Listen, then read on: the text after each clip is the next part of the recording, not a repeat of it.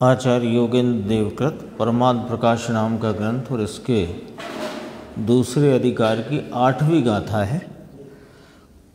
इसमें आचार्य परमात्मा कहते हैं कि तीर्थंकर देव, मुनीश्वर और सभी महापुरुष भव्य जीव इस एक मोक्ष को ही ध्याते हैं। मोक्ष को ध्याते हैं यानी मोक्ष के कारण तत्व को और उसके मार्ग में प्रवर्तित होते हैं, उसके कारण तत्व को ध्याते हैं। ये चर्चा इसमें आई और आज का जो गुरुदेव श्री का प्रवचन था वो इस 8वीं गाथा के भावार्थ से प्रारंभ हुआ। अपन यहीं से देखते हैं पेज 123। यह सब महापुरुष जो तीर्थंकर आदि, उन्होंने शुद्ध ज्ञान अखंड स्वभाव ऐसा जो निज आत्मद्रव्य उसका सम्यक श्रद्धान शुरुआत यहाँ से होती है। शुद्ध ज्ञान अखंड स्वभाव ऐसा जो निज आत्मद्रव्य उसका सम्यक श्रद्धान शुरुआत यहाँ से होती है। ये कहते हैं शुद्ध ज्ञान अखंड स्वभाव आत्मद्रव्य उसकी श्रद्धा, उसका ज्ञान और उसमें आचरण, इसका नाम हुआ अभेद रत्नत्रय मय समाधि। गुरुदेव ने इसमें कहा, आज अपन देखेंगे कि इसमें आत्मा को 2 प्रकार से कहा और मतलब वो आत्मा के 2 प्रकार कहे और मोक्ष का मार्ग 2 प्रकार कहा। यद्यपि एक ही है, उसकी कथन 2 प्रकार से करे। निश्चय मोक्ष व्यवहार नहीं, निश्चय यथार्थ मोक्ष मार्ग कोई 2 प्रकार कहा। तो यहाँ देखो क्रम आचार्य भगवान और उनकी टीका का कि ये शुद्ध ज्ञान अखंड स्वभाव उसका सम्यक श्रद्धान, उसका ज्ञान, उसमें रमणता आचरण, वह है अभेद रत्नत्रयमय समाधि। उससे यानी जो अभेद रत्नत्रय स्वरूप शांति है, समाधि, समाधि का अर्थ ही है आदि व्याधि उपाधि से रहित शांति रूप समाधि। तो उस समाधि से क्या उत्पन्न हुआ कि वीत राग सहजानंद अतीन्द्रिय सुख रस। अब उसका अनुभव, उसको मोक्ष का मार्ग या उसे ध्यान कहा और वह मुक्ति का उपाय है। देखो शुद्ध ज्ञान अखंड स्वभाव, दोबारा से लिया, शुद्ध ज्ञान अखंड स्वभाव ऐसा जो आत्मद्रव्य, ये वस्तु, उसकी श्रद्धा ज्ञान और रमणता, ये अभेद रत्नत्रय, उससे उत्पन्न हुआ वीतराग सहजानंद अतीन्द्रिय सुख। माल रखा है अकेला है, वीतराग परमानंद सहजानंद अतीन्द्रिय सुख रस, उसके अनुभव से, ये अनुभव की व्याख्या करी। कल अपन बात करते थे कि परसों याद नहीं है, अनुभव चिंतामणि रतन, अनुभव है रसकूप, अनुभव मार्ग मोक्ष का, अनुभव मोक्ष स्वरूप। तो अनुभव किसे कहना है ना, अनुभव की व्याख्या है यहाँ से। देखो शुद्ध ज्ञान अखंड स्वभाव ऐसा जो यह मैं आत्मद्रव्य, उसकी श्रद्धा, उसका ज्ञान, उसका आचरण। श्रद्धा माने उसमें प्रतीति, ज्ञान माने उसका संचेतन और रमणता माने उसमें लीनता। तो उसकी श्रद्धा ज्ञान और रमणता उससे उत्पन्न हुआ। क्या उत्पन्न हो गया उससे कि वीत राग सहजानंद अतीन्द्रिय सुख, उसका जो अनुभव है, उसका जो संचेतन है, उसका जो आस्वादन है, इसका नाम अनुभव है। और इस अनुभव से, इस अनुभव रूपी ध्यान से मुक्ति की प्राप्ति होती है। अनुभव की व्याख्या की इस तरह। फिर आगे अपन देखेंगे, देखो पेज 124, भगवान आत्मा। अब उसी आत्मा को जिसको यहाँ अभी कहा था शुद्ध ज्ञान अखंड स्वभाव, जो आत्मा कहा था ना, शुद्ध ज्ञान अखंड स्वभाव। अब उसके लिए यहाँ कहते हैं कि ऐसे अनुभव रस से भरे हुए, तो निरंतर निराकार, ऊपर आ गया है देखो, कि पूर्ण कलश की तरह भरे हुए, निरंतर किससे भरे हुए? अनुभव। कैसा अनुभव? कि वीतराग अतीन्द्रिय सुख रस का अनुभव, उससे भरा हुआ निरंतर निराकार निज स्वरूप परमात्मा। तो भगवान आत्मा कैसा? तो उसके चार विशेषण आए। यह भगवान आत्मा यानी कि मैं, तो इसके 4 विशेषण: निरंतर निराकार निज स्वरूप परमात्मा। आत्मा, ये आत्मा है, उसके ध्यान में स्थिर होकर मुक्त होते हैं। लो मुक्ति का यह उपाय है। निमित्त और व्यवहार रत्नत्रय यह मुक्ति का उपाय नहीं है, यह बंधन का कारण है। इससे भगवान आत्मा शुद्ध ज्ञान अखंड एक रूप वस्तु।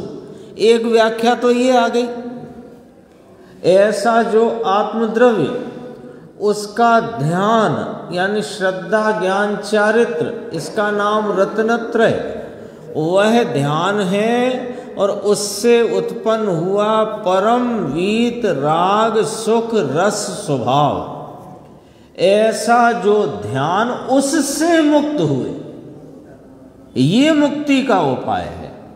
दूसरा कोई के है ही नहीं, अन्य कोई उपाय है ही नहीं।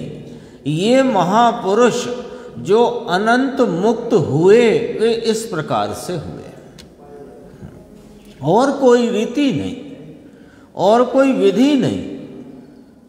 कितना यहाँ वजन दिया है आचार्य भगवान ने, टीकाकार आचार्य ने भी और सूत्रकर्ता आचार्य दोनों ने कितना वजन दिया यहाँ पर। निरंतर निराकार निज स्वरूप परमात्मा, उसका श्रद्धा ज्ञान चारित्र रूप अभेद रत्नत्रय, उससे उत्पन्न हुआ परम वीतराग सुख रस स्वभाव, वीतराग सुख रस का प्रवाह, उसका वह उसका अनुभव, और अनुभव रूपी ध्यान, उस ध्यान से मुक्त हुए।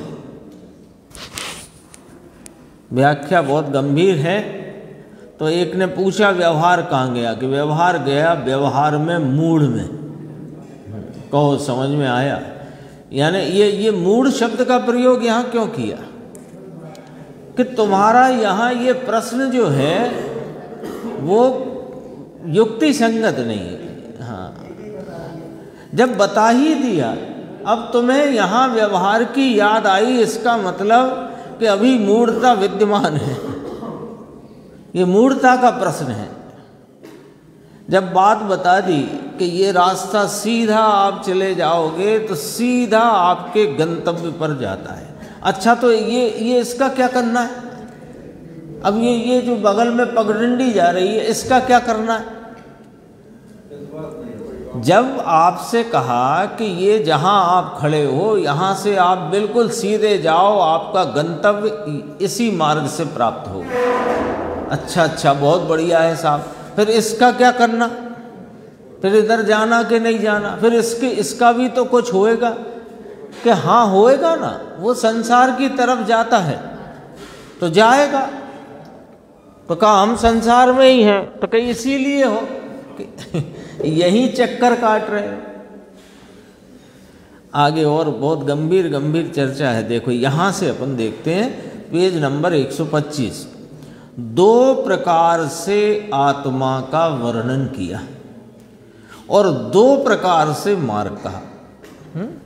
गाथा 1 टीका 1, टीका में जो वर्णन आया, वो वर्णन में वह 2 चीज होती है ना, एक तो मार्ग है।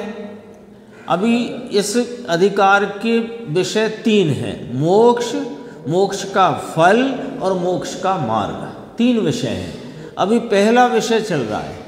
कौन सा विषय? कि मोक्ष किसे कहते हैं। है ना, 3 पूछे ना, तो उन्होंने कहा कि हे प्रभाकर भट्ट, मैं तीनों को क्रम से कहूँगा और कैसा कहूँगा कि जैसा सर्वज्ञ देव ने कहा है वैसा कहूँगा। तो क्रम में पहले मोक्ष की व्याख्या चलती है, और मोक्ष की व्याख्या जब हुई तो मोक्ष सुख रूप है ये बात कही।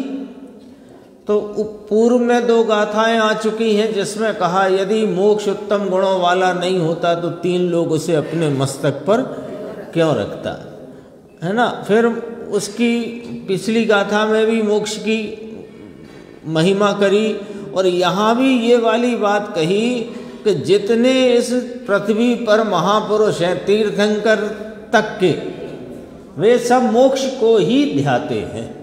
तो ये मोक्ष की महिमा चल रही है। अब मोक्ष है क्या कि मोक्ष, जो मोक्ष रूप दशा है वो मार्ग द्वारा प्राप्त होती है, और मार्ग किस कारण भाव से प्राप्त होता है, वो कारण भाव क्या है। 2 रह गए ना अभी। तो मोक्ष की प्राप्ति, तो मोक्ष का क्या सुख है, वो सब बात आ गई। अब कहा कि ये जो मोक्ष है वो कैसे प्राप्त होगा, कि उसके मार्ग द्वारा, और मार्ग की प्राप्ति किससे होगी, कि उसके कारण द्वारा। मार्ग की प्राप्ति किससे, कि कारण के द्वारा। तो कारण क्या, और कारण में प्रवृत्त होने से मार्ग का क्या स्वरूप है, 2 बातें रख दी ना सामने। वह कारण कौन है जिसके आश्रय से ये मार्ग प्रकट होता है, और वह मार्ग का स्वरूप। जैसे अभी अपन कहें कि आपको बम्बई जाना है तो बीना से फला कामायनी के पंजाब मेल ट्रेन पकड़ोगे तो आप बम्बई पहुंचोगे, ऐसे ही कहा ना। अब फिर ट्रेन कौन सी पकड़ना है ये तो हो गई बात, ये तो बात कही।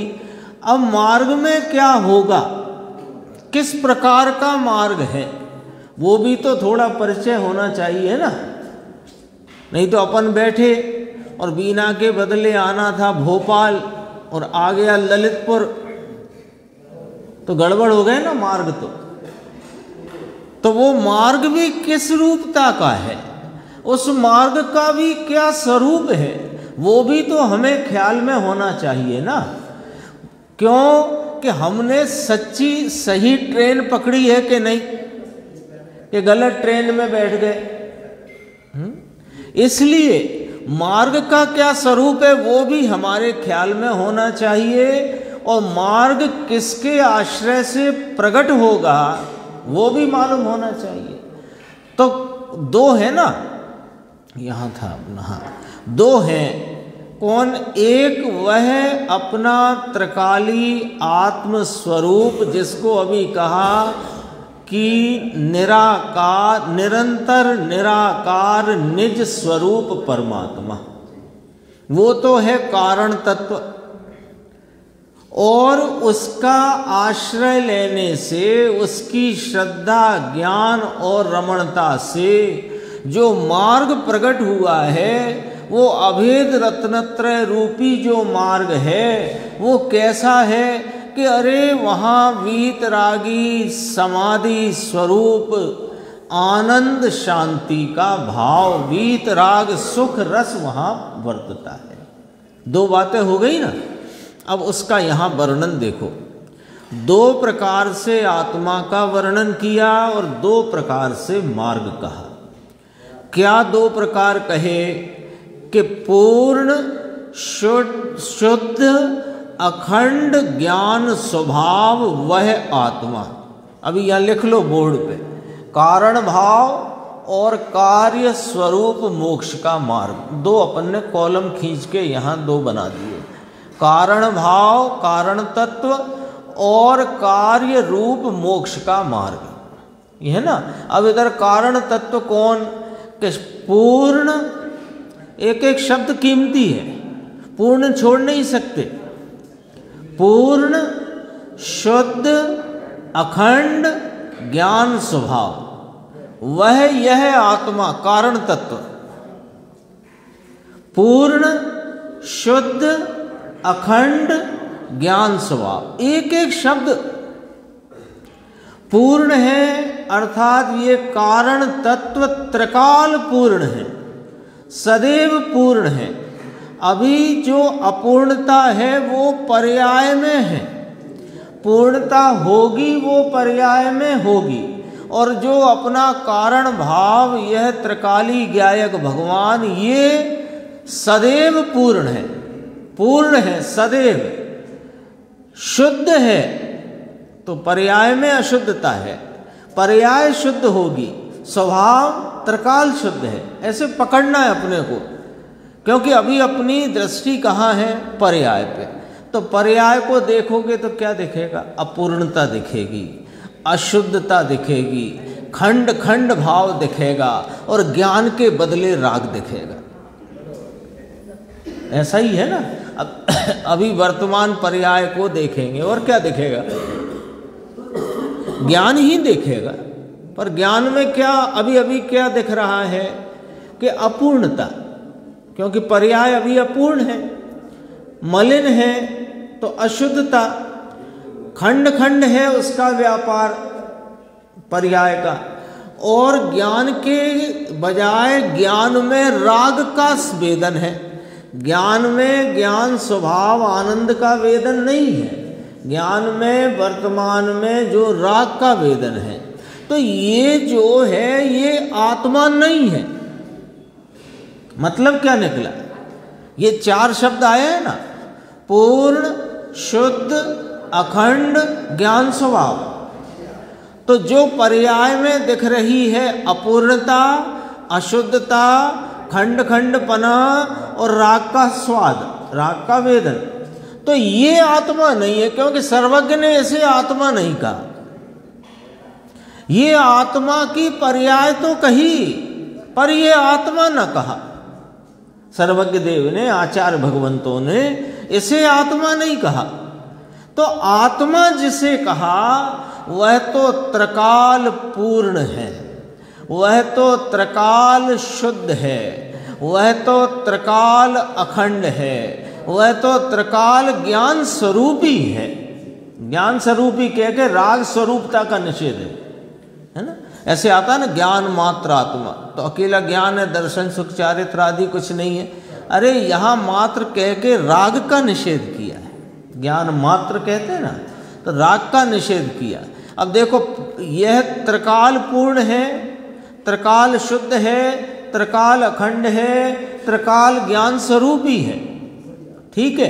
अब इसमें से पकड़ना देखना अंकुर भाई कि ये त्रिकाल पूर्ण है, तो त्रिकाल में वर्तमान आया कि नहीं आया? तो वर्तमान में पूर्ण है कि नहीं? वर्तमान में शुद्ध है कि नहीं? वर्तमान में अखंड है कि नहीं? वर्तमान में ज्ञान स्वरूप है कि नहीं? अरे वर्तमान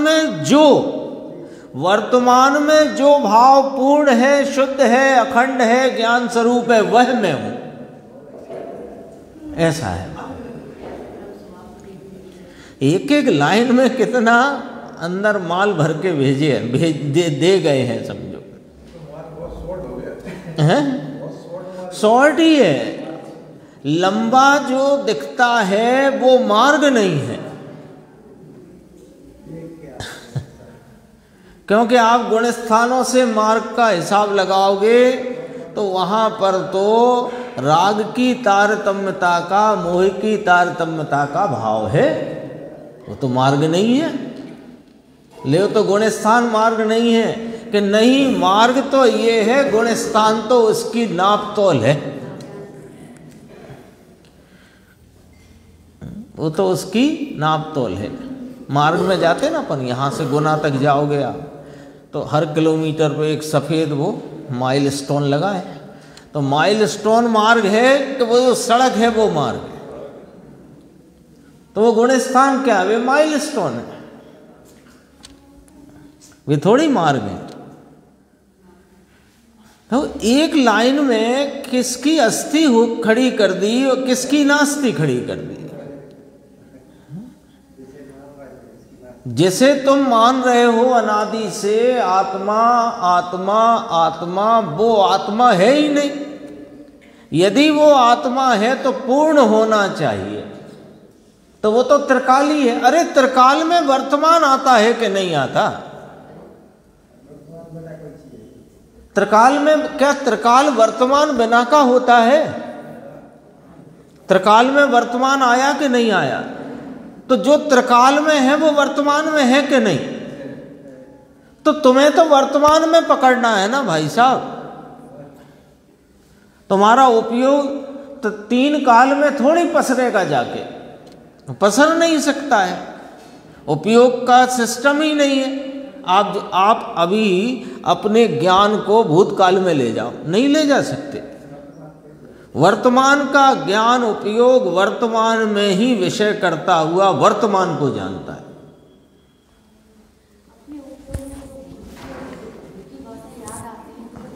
वर्तमान होकर आती हैं वो जो मैं 5वीं क्लास में पढ़ता था तो मेरे पास खाकी रंग का बस्ता था। वो बस्ता जो खाकी रंग का था 5वीं क्लास वाले स्कूल में, वो उस समय वाली स्मृति का भाव वर्तमान गेय होकर के आया है। कल शाम को गुलाब जामुन खाया था तो थोड़ा गरम ज्यादा था, वो स्मृति का भाव वर्तमान गेय होकर आया है। ये ज्ञान जा ही नहीं सकता भूतकाल में।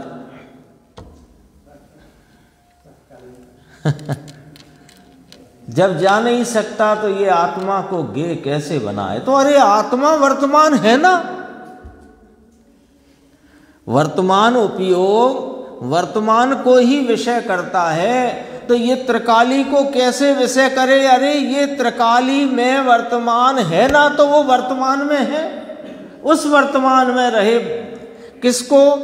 वर्तमान में विद्यमान प्रवर्तमान पूर्ण शुद्ध अखंड ज्ञान स्वभाव, ये आत्मा है, ऐसा कहा। ये एक प्रकार कहा।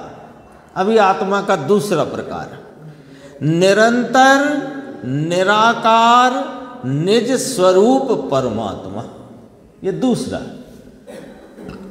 तो अब ये कोई और आत्मा है कि नहीं? वही आत्मा को दूसरे तरह से यहां पर अपने को परिचय या उसका स्वरूप बताते हैं। निरंतर यानी त्रिकाल प्रवर्तमान।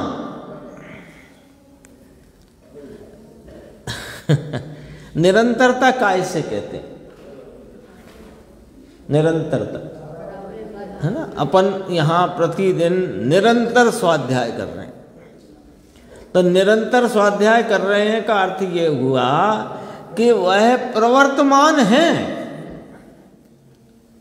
तो ऐसे यह अपना चैतन्य स्वरूप आत्मा निरंतर, फिर इधर आ जाओ पहली वाली पे, पूर्ण शुद्ध अखंड ज्ञान स्वभावी यह आत्मा निरंतर प्रवर्तमान है। किस स्वरूप से? कि निराकार रूप से। अरूपी भाव है ये, इसका कोई रूपी आकार नहीं, निराकार। और ये किसका स्वरूप है? कि मेरा निज स्वरूप।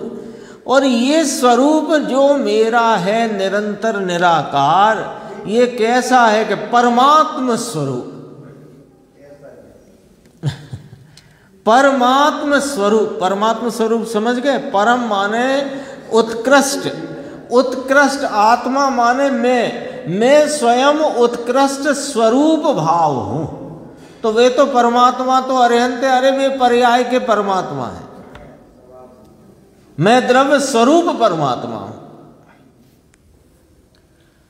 निरंतर निराकार निज स्वरूप परमात्मा कहा, अर्थात आत्मा का दो प्रकार से वर्णन किया।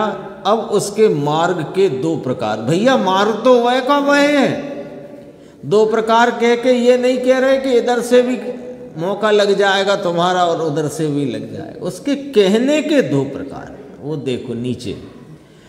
अब उसके मार्ग के दो प्रकार, वह एक ही प्रकार है, कथन दो प्रकार से किया। भगवान पूर्ण शुद्ध देखने वाला, अभी अपन पढ़ा ना, पूर्ण शुद्ध अखंड ज्ञान स्वभाव। ज्ञान स्वभाव माने जानने वाला, देखने वाला, उसको देख, है ना, देखने वाले को देख, जानने वाले को देख जान। उससे क्या हुआ, अब यहां से मार्ग का दो प्रकार कहना है ना, उससे उत्पन्न होता परम वीतराग सुख और पूर्ण शुद्ध अखंड निज स्वरूप वीतराग निराकार, ये दोनों मिला दिए गुरुदेव, दो प्रकार कहे थे। पूर्ण शुद्ध अखंड ज्ञान स्वभाव निरंतर निराकार निज स्वरूप, आ गया ना, सब इकट्ठा आ गया, सब विशेषण एक साथ किए। उसकी श्रद्धा, उसका ज्ञान और चारित्र, वह क्या हुआ, वह अभेद रत्नत्रय। और यही ध्यान है, समझ में आया, ओ हो गजब काम किया है। 3 लाइन में वस्तु और वस्तु का मार्ग और मोक्ष का उपाय बोला, 3 लाइन में। आप कह रहे हैं संक्षिप्त हो गया, है ही संक्षिप्त। वो जो विस्तार है वो तो जैसे वो मार्ग, जैसे अपने को कहीं जाना है ना, वो वही दृष्टांत दिमाग में चल रहा है, तो वही मान लो बम्बई जाना है तो काम तो इतना ही है कि रिजर्वेशन टिकट लेकर के और सही ट्रेन में अपने स्थान पर जाके बैठ जाओ, पहुंच जाओगे, ऐसे ही है ना। लेकिन आपको थोड़ा जिज्ञासा ज़्यादा है, तो आपने क्या किया, पहले तो रेलवे का टाइम टेबल लेके सफ़र करते थे, जो किताब आती थी रेलवे के टाइम। अब तो सब इंटरनेट पे हो गया, तो मोबाइल में ही सब है। अब मोबाइल में अपन क्या देख रहे हैं, उसी ट्रेन में बैठे हैं, उसका ही टिकट है, उसका ही रिजर्वेशन है, फिर भी उसमें देख रहे हैं कि मार्ग किधर किधर से जा रहा है, कौन सा स्टेशन आ चुका, अब कौन सा आने वाला है, तो फिर ये कितने बजे आएगा, तो फिर वो कितने बजे आएगा। ये जितना भी विस्तार है ये मार्ग का निरूपण है, मार्ग नहीं। मार्ग तो बस एक है, ये अपना शुद्ध पूर्ण शुद्ध अखंड ज्ञान स्वभाव निरंतर निराकार निज स्वरूप परमात्मा, उसकी श्रद्धा, उसका संचेतन, उसकी लीनता, और उससे उत्पन्न जो अतीन्द्रिय सुख रस, उसका अनुभव, इसका नाम मार्ग है। ये भी क्यों बताई इतनी बात बाद में इतना भी क्यों बताया? आप इतना ही तो कह देते कि ये अपना आत्मा, उसकी श्रद्धा, ज्ञान और रमणता। अरे पर मार्ग का स्वरूप भी बता दिया, जिससे तुम्हें पता तो रहे कि सही मार्ग में क्या आनंद का भाव है, वो उस मार्ग की भी तो पहचान चाहिए। मार्ग वीतराग सुख रस रूप है।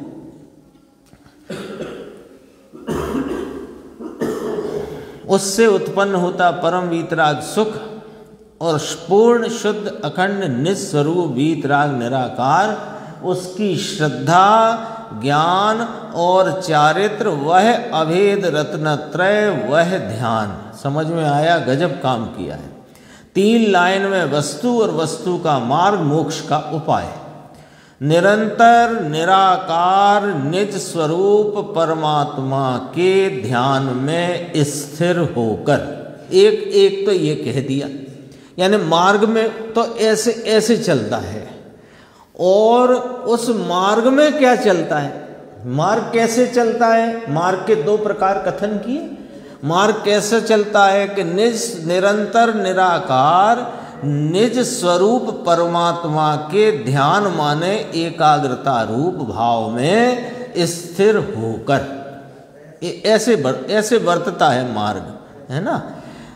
अथवा कह करके मार्ग में क्या होता है कि अभेद रत्नत्रय मय समाधि से उत्पन्न परमानंद सुख रस, उसके अनुभव रूप से चलता है। मार्ग के 2 प्रकार, वस्तु के 2 प्रकार कहे, आत्मा के कारण, अपने यहाँ लिखा था ना कारण तत्व, तो कारण तत्व के 2 भाव आ गए, पूर्ण शुद्ध अखंड ज्ञान स्वभाव, फिर कहा निरंतर निराकार निस्वरूप परमात्मा, दो प्रकार कहे।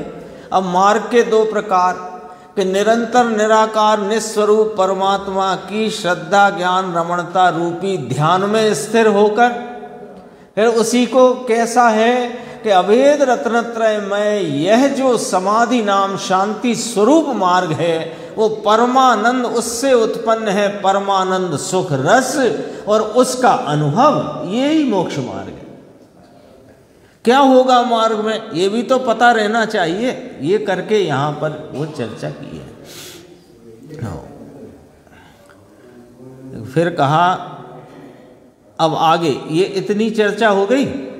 कारण तत्व अपने बोर्ड पे लिखा है, कारण तत्व या कारण स्वरूप जिसके आलम्बन से मार्ग की प्राप्ति होती है, उसके दो रूप से उसका कथन किया। अब उससे जो मार्ग प्रवर्तता है उसकी दो प्रकार से कथनी की। अब उसी ध्यान रूपी मार्ग को और विशेष कहते हैं, अब नास्ति से कहते हैं। देखो अब कैसा है वह ध्यान, कैसा वह ध्यान है।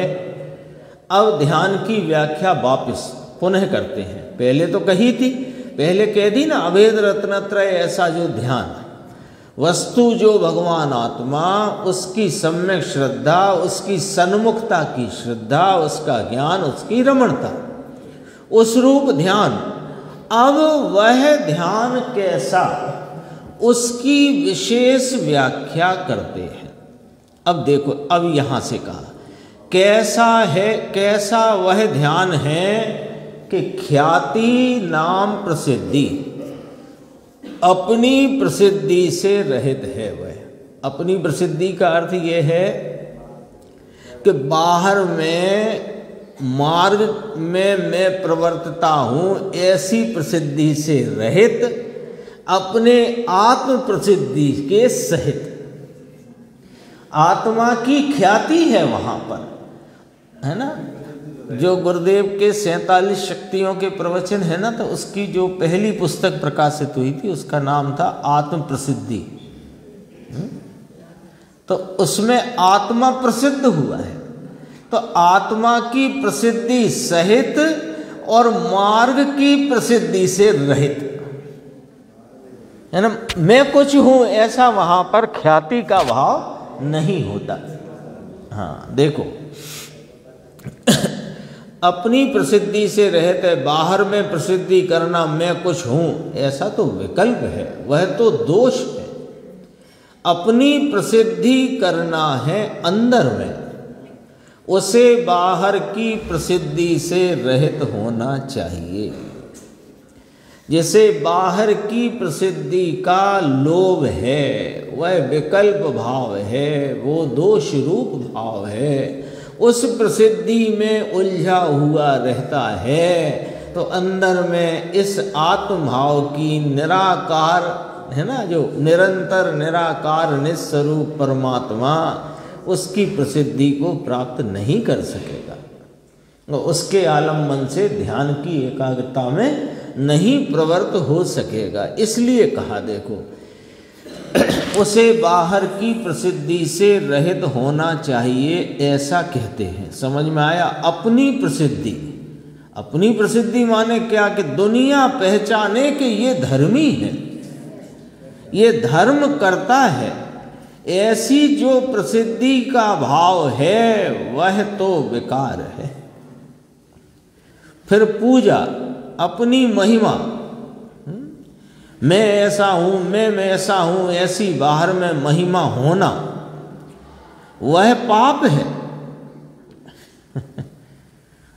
कोई की महिमा कदाचित स्वतः ही हो, लेकिन वो होती हुई उस महिमा में तेरा राजी होना, तेरा प्रसन्न होना, वो दरअसल तेरे को ध्यान से भटकाने का काम है, पाप है। और धनादिक का लाभ, धन शिष्य मानने वालों का लाभ, ऐसे आता है ना छेड़ाला में भी, जो ख्याति लाभ पूजा आदि चाहे, तो जो ख्याति लाभ पूजा आदि की चाह है उससे रहित है, ये अपने निरंतर निराकार निस्वरूप परमात्मा का श्रद्धा ज्ञान रमणता रूपी ध्यान, जो कि मोक्ष का मार्ग है। देखो फिर ये आई थी बात, बाहर में प्रसिद्ध होने का उत्साह, ये सब विकल्प जाल है, ये कठिन काम है ना। पर यहाँ तक आई है, ये पर पढ़ते हैं। देखो यहाँ केवल आत्म ध्यान, देखो यहाँ केवल आत्म ध्यान ही को मोक्ष मार्ग बतलाया है।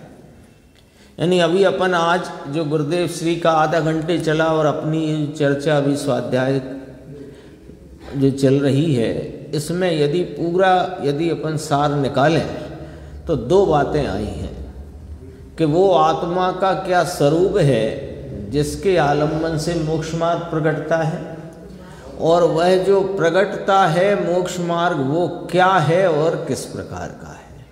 और फिर अब उसके उपसंहार रूप से, अभी तो चर्चा और भी है इसमें, अभी आएगी बात जो अपन आगे के प्रवचन में सुनेंगे गुरुदेव से। उसमें देखो एक मुख्य बात है, बस उसको ख्याल में बताते हैं। अपन पढ़ चुके हैं टीका में, ये आया था ना, यद्यपि व्यवहार न कर प्रथम अवस्था में वीतराग सर्वक का स्वरूप, वीतराग के नाम मंत्र के अक्षर, वीतराग के सेवक महामुनि आदि ध्यान योग्य हैं।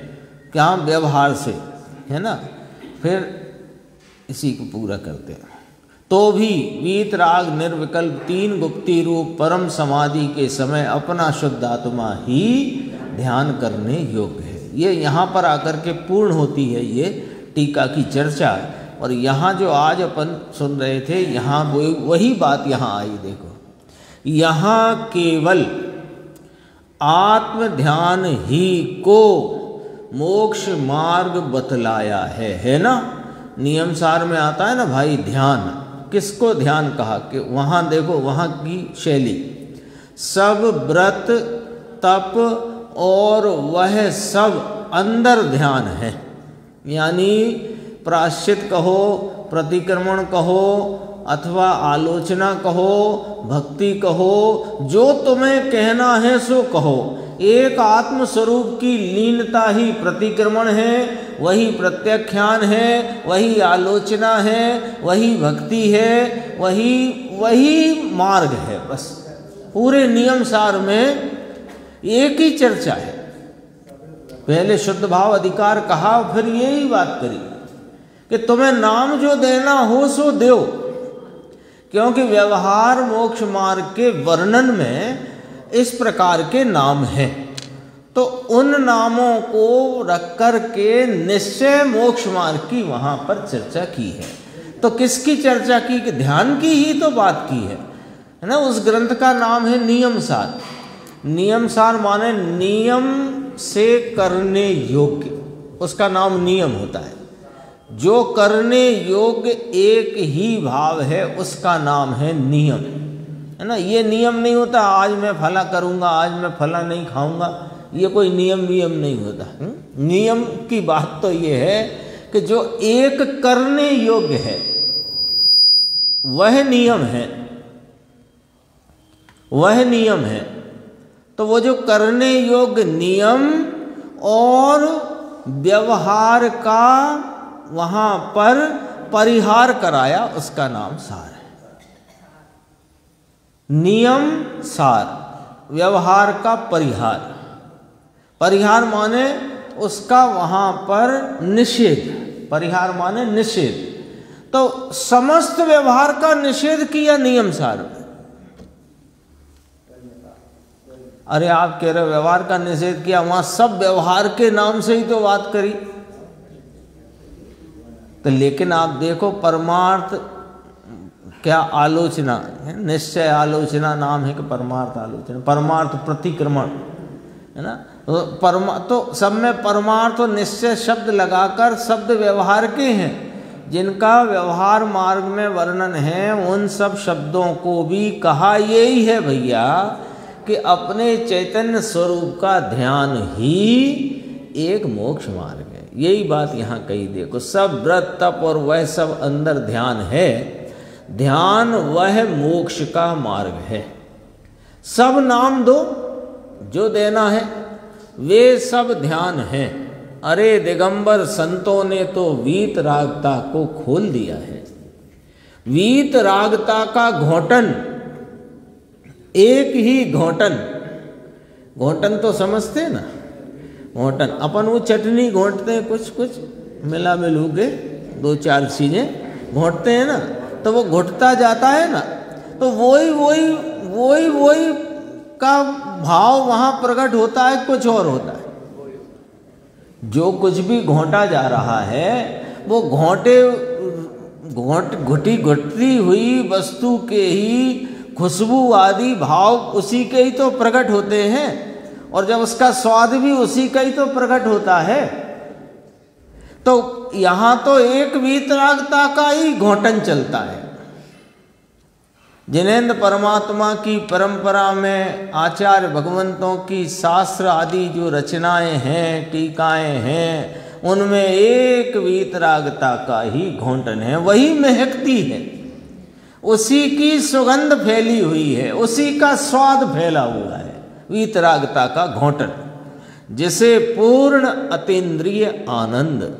ये व्याख्या मोक्ष की चलती है अभी, मोक्ष का फल बाद में कहेंगे और मोक्ष का मार्ग बाद में कहेंगे। तीन बातें इस अधिकार में आचार्य परमात्मा ने कही हैं, परंतु मोक्ष के अधिकार में ही, मोक्ष के अधिकार में ही उसका कारण दे दिया है। मोक्ष का फल है वो बाद में आएगी, बात उसकी अपना विस्तार से आएगी, लेकिन मोक्ष का फल जो है वो सुख स्वरूप है और उसका मार्ग भी सुख स्वरूप है, और मोक्ष की प्राप्ति का कारण भाव भी वो भी सुख स्वरूप है। ये कहकर के यहाँ तक अपनी आज चर्चा आई, शेष चर्चा अपन आगे की स्वाध्याय में।